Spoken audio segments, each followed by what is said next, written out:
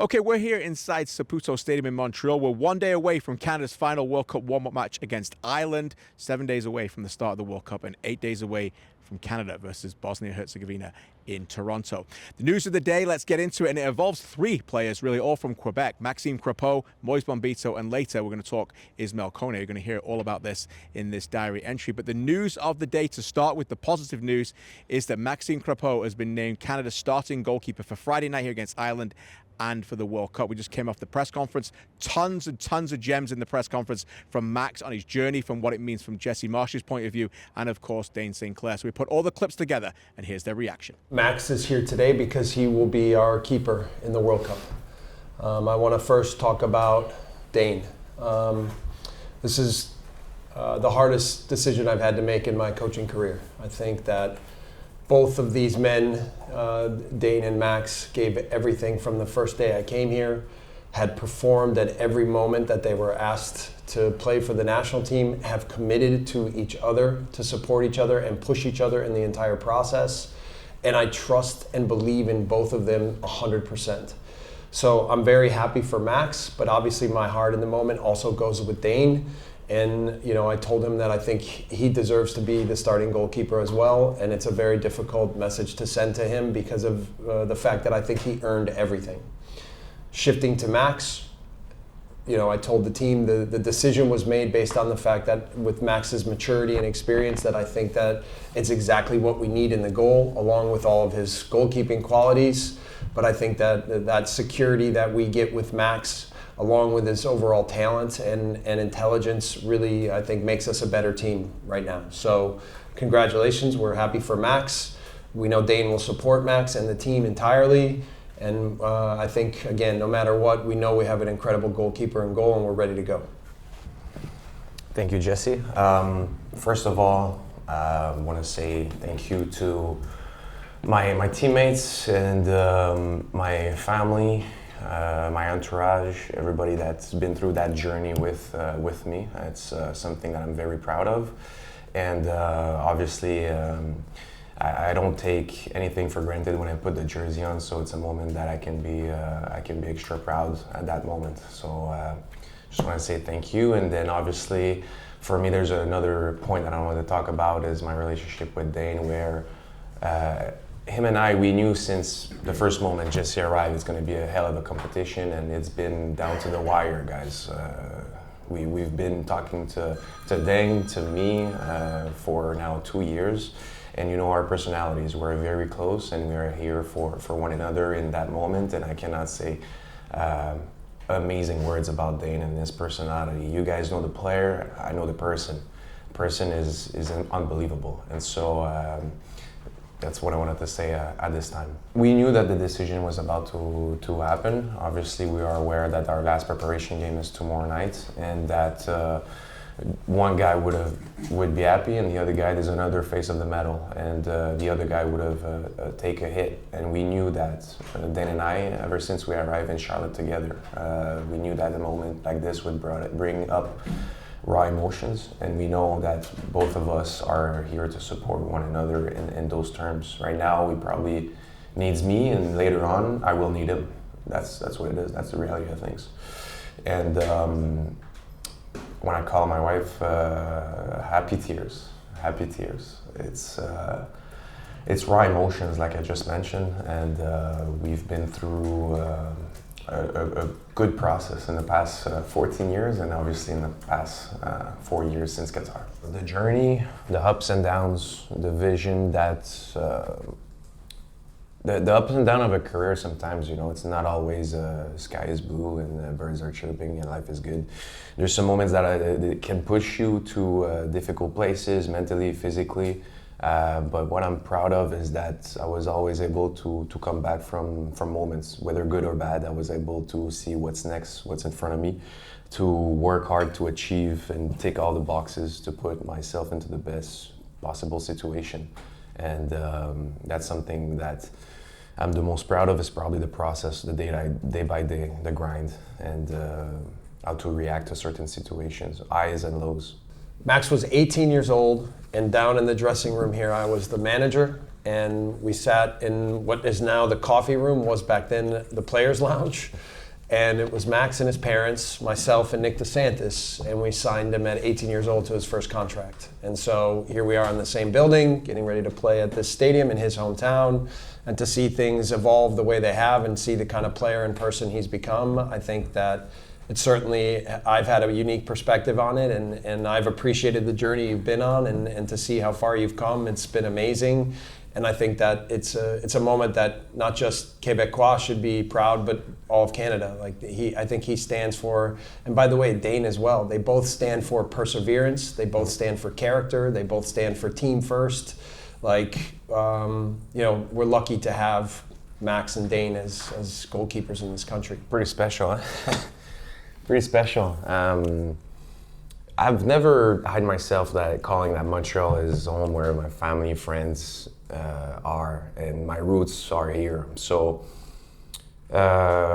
it's pretty special how life does this thing sometimes. The fact that it brought us here to the last send-off before the World Cup and the decision arrives here, it's pretty special, and I'll take that with me for a long time. Felt great about Max in Copa America. And look, it would have been easy after Copa America to just say, all right, Max is our goalkeeper. But we still felt really strongly about Dane, and we felt like we needed to continue to build the overall squad so that we weren't just an 11-man team, but that we were a 26-man team. And I think we've done that.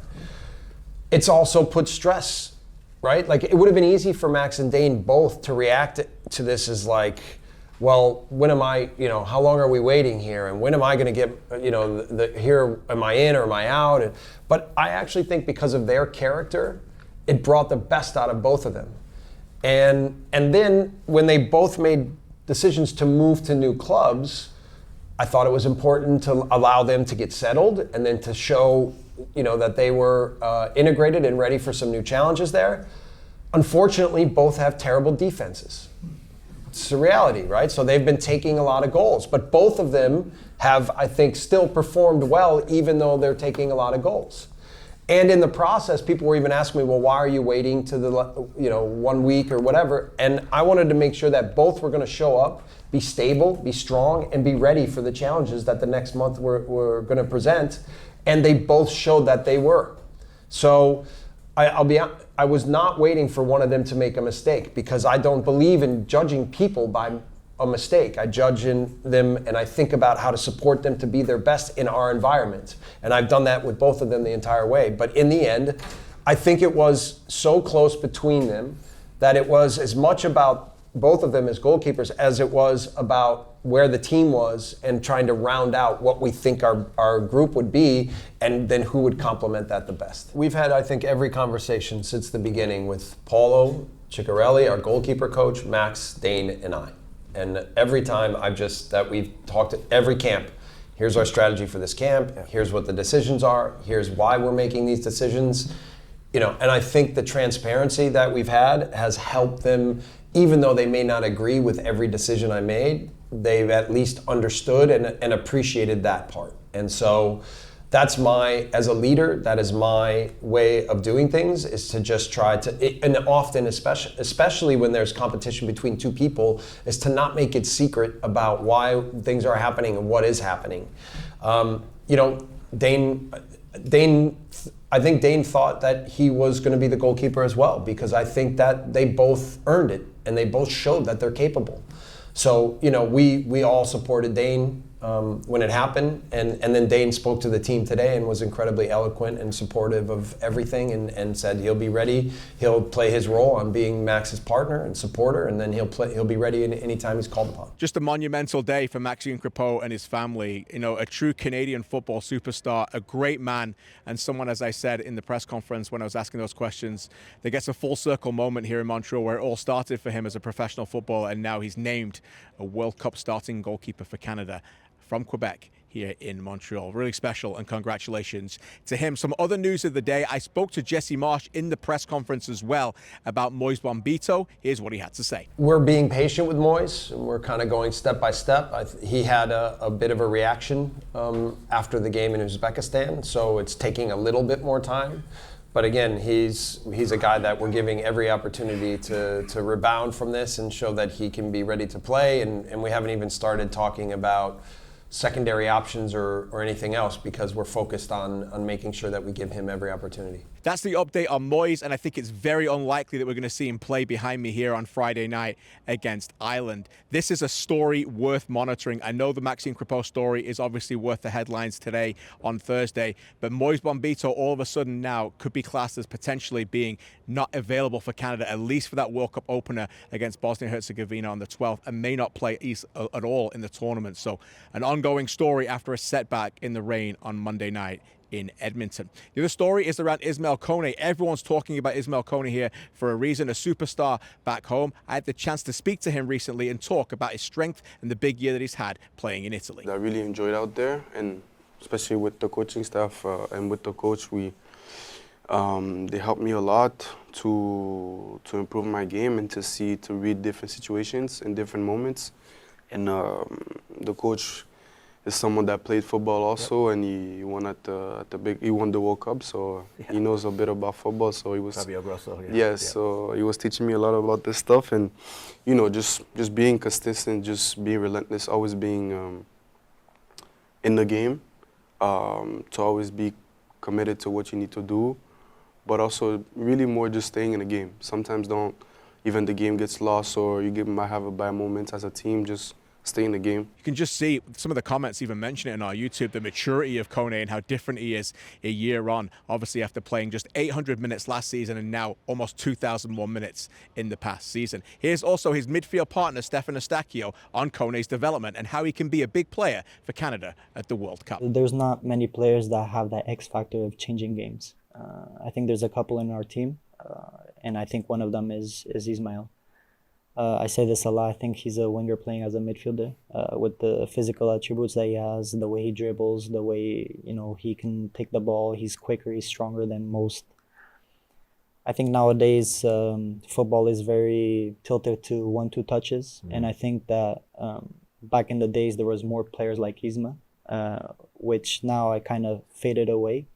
And the fact that he and our team does what other midfielders don't really makes the game, we can put the game on our terms, because in moments of pressure where you have to dribble somebody or you have to take the ball forward, I think he's the guy that can do that perfectly for us. So another day of big news here in Montreal ahead of their final clash before the World Cup. Friday night, you can watch the game live on One Soccer and TSN. Our coverage starts at 7, kickoff around about 7:30 p.m. Eastern as Canada kick a ball in anger for the last time before starting their FIFA World Cup campaign a week tomorrow, Friday afternoon the 12th, against Bosnia-Herzegovina.